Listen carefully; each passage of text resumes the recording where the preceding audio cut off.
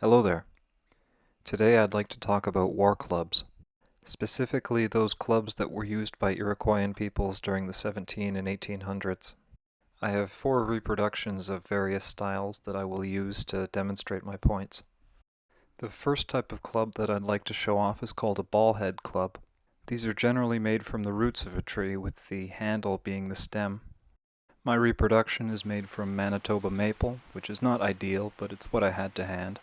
My reproduction is quite small and only weighs about a half-pound. This was all I could get out of the piece of wood that I had available. Most historical clubs were quite a bit larger, though some were this small.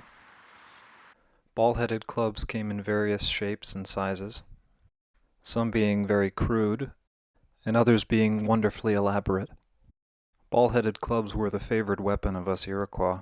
The ball head means that you have a lot of weight near the end of the club. This means that they hit harder than other clubs of a similar weight. The ball head also means that the club will impart a great deal of energy even on a glancing blow. Imagine 2 pool balls striking together. Even if it just touches the side, the other pool ball is still going to go flying off. I'm not going to be doing any kind of destructive tests with these. I'm more interested in how effectively you can defend yourself with these rather than how many pieces you can break a skull into. As you can see, I can move it quite quickly. The drawback is the short reach of this one, making it difficult to parry, particularly blows aimed at my legs. I have to lean way over to protect anything below the knee. A short club like this is more of a sidearm, something to stick in my belt in case my main weapon breaks. Something you can do with a ball-head club is hook your opponent's weapon.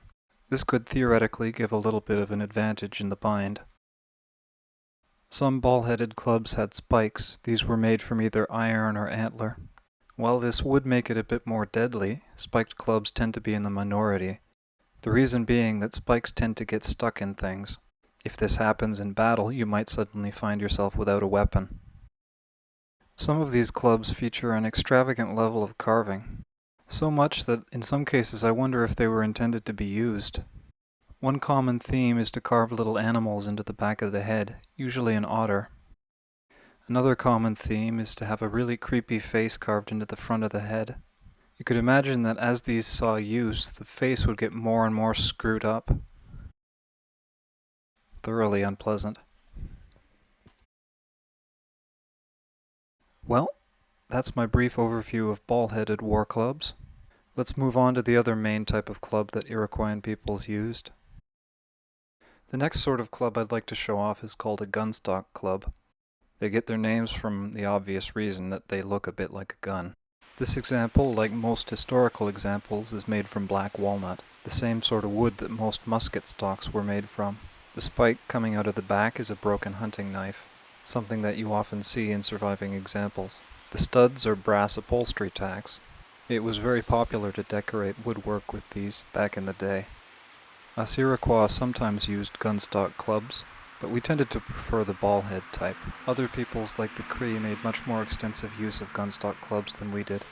Most historians will tell you that the gunstock club was invented by Indians who had experience with muskets. They then decided, hey, you know what, these muskets are really good for hitting people, but I think we could make it a little bit better, and thus the gunstock club was born.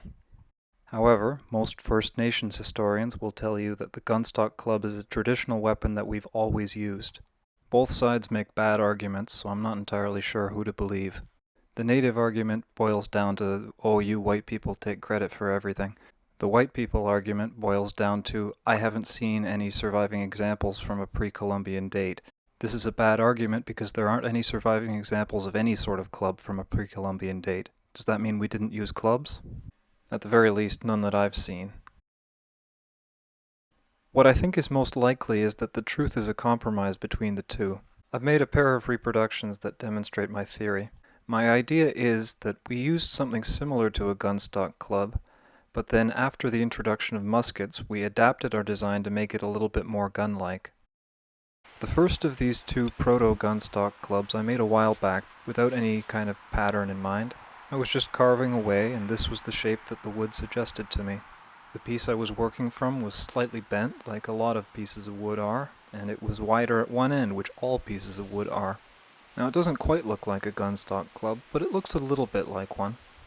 Now seeing as this shape was suggested to me by the wood I was working on, I don't see any reason why someone 1,000 years ago couldn't have come up with the same shape.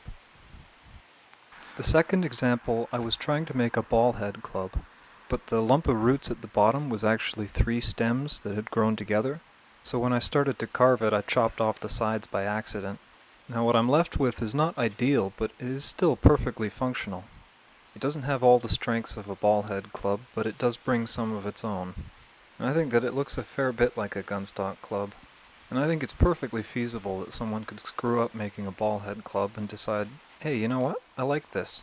This thing works pretty well. Anyway, those are just a couple of ideas. Well, that was a bit of a digression. Back to gunstock clubs. The shape of a gunstock club is designed to concentrate a lot of force on a very small area. The drawback to this is because your striking area is so small, there's a much higher chance of the club glancing off and doing almost no damage.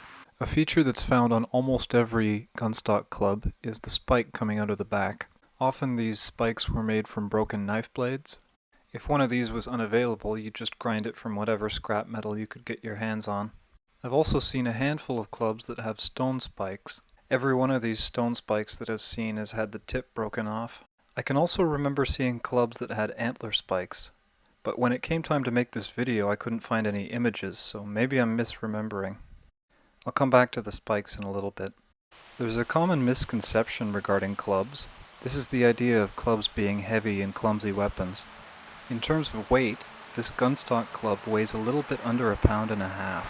For comparison, a rapier, generally thought of as a light and fast weapon, weighs between 2.5 and 3.5 pounds.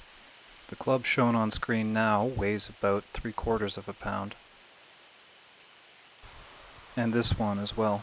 It's far better to have a light and fast weapon than a big and heavy one. Maybe a big one will do more damage, but you don't need very much to do the job. Life isn't like a video game. It's far better to avoid taking damage and deal none than the opposite. Back to talking about the spike, as that's the most interesting part of the design here to me. As I mentioned, it adds a bit of versatility to the weapon, allowing you to strike from angles that you wouldn't normally be able to strike from.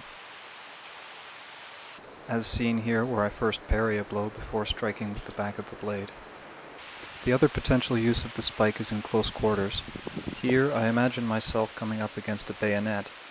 I grip the club from both ends, allowing for a very strong parry.